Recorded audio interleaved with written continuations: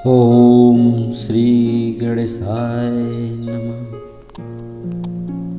शिव पुराण के अनुसार माता पार्वती को गणेश जी का निर्माण करने का विचार उनकी सखियां जया और विजया ने दिया था। जया विजया ने भगवती पार्वती से कहा था कि नंदी आदि सभी गण सिर्फ भगवान महादेव की आज्ञा का ही पालन करते हैं, अतः आपको भी एक गण की रचना करनी चाहिए जो सिर्फ आपकी आज्ञा का पालन करे।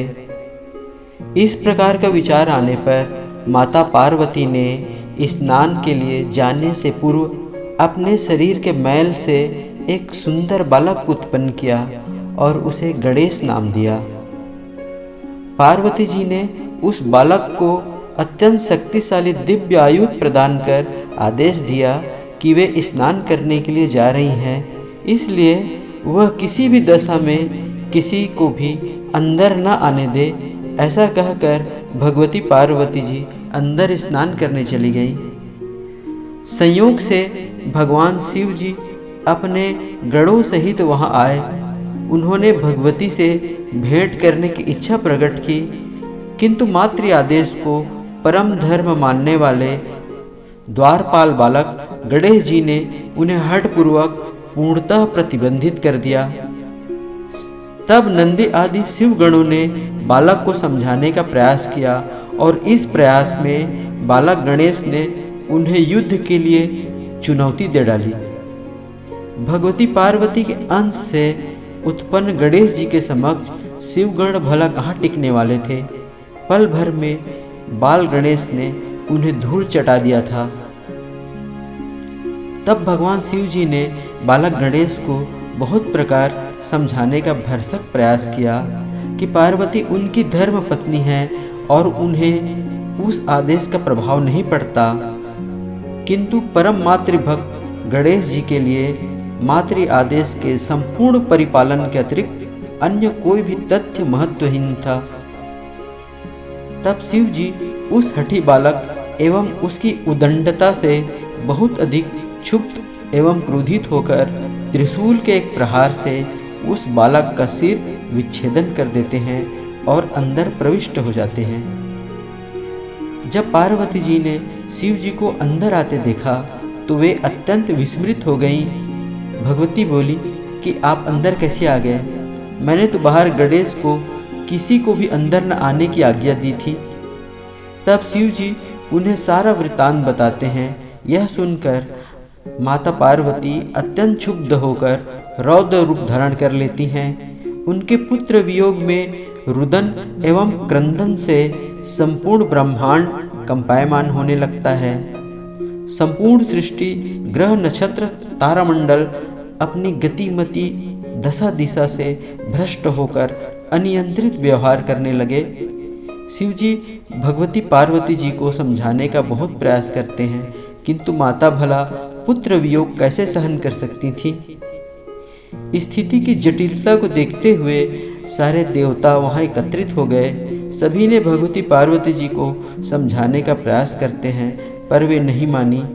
सभी देवताओं ने मिलकर शिव जी की स्तुति की और बालक को पुनर्जीवित करने के लिए विनती किया। तब शिव जी ने भगवान विष्णु से कहा कि किसी ऐसे बच्चे का सिर लेकर आए जिसकी माँ अपने बच्चे की तरफ पीठ करके सो रही हो। विष्णु जी ने तुरंत गरुड़ जी को आदेश दिया कि ऐसे बच्चे की खोज करके तुरंत उसकी गर्दन लाई जाए। गरुड़ जी के बहुत खोजने पर संपूर्ण ब्रह्मांड में एक हथिनी ऐसी मिली जो अपने बच्चे की तरफ पीठ करके सो रही थी। गरुड़ जी ने तुरंत उस बच्चे का सिर लिया और शिव जी के पास आ गए। शिव जी ने वह सिर गणेश जी के कटे हुए धड़ पर लगाया और गणेश जी को जीवन दान प्रदान किया। साथ ही यह वरदान भी दिया, आज से कहीं भी कोई भी पूजा संपन्न होगी तो उसमें श्री गणेश जी की पूजा सर्वप्रथम होगी। उनके सर्वप्रथम आशीर्वाद के बिना कोई भी यज्ञ, अनुष्ठान, पूजा आदि कोई भी शुभ कार्य, मंगल कार्य पूर्ण नहीं माने जाएंगे। शिव जी ने उन्हें सभी प्रकार के सामर्थ्य और शक्तियां प्रदान करते हुए प्रथम पूज्य और गणों का देव बनाया। भगवान गणपति के अवतरण व उनकी लीलाओं तथा उनके मनोरम स्वरूपों का वर्णन पुराणों और शास्त्रों में प्राप्त होता है। गणेश जी के पास हाथी का सिर, मोटा पेट और चूहे जैसा छोटा वाहन है, लेकिन इन समस्याओं के बाद भी वे विघ्न विनाशक, संकट मोचक कहे जाते हैं। कारण यह है कि उन्होंने अपनी कमियों को कभी अपना नकारात्मक पक्ष नहीं बनने दिया, बल्कि अपनी ताकत बनाया। उनकी टेढ़ी मेढ़ी सूंड बताती है कि सफलता का पद कभी सीधा नहीं होता। यहाँ दाएं बाएं खोज करने पर ही सफलता और सत्य प्राप्त होगा। हाथी की भांति चाल भले ही धीमी हो, लेकिन अपना पथ, अपना लक्ष्य कभी न भूले।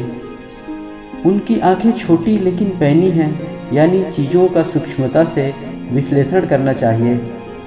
कान बड़े हैं, यानी एक अच्छे श्रोता का गुण हम सब में हमेशा होना ही चाहिए।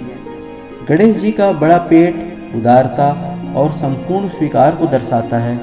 गणेश जी का ऊपर उठा हुआ हाथ रक्षा का प्रतीक है, अर्थात घबराओ मत, मैं तुम्हारे साथ हूँ।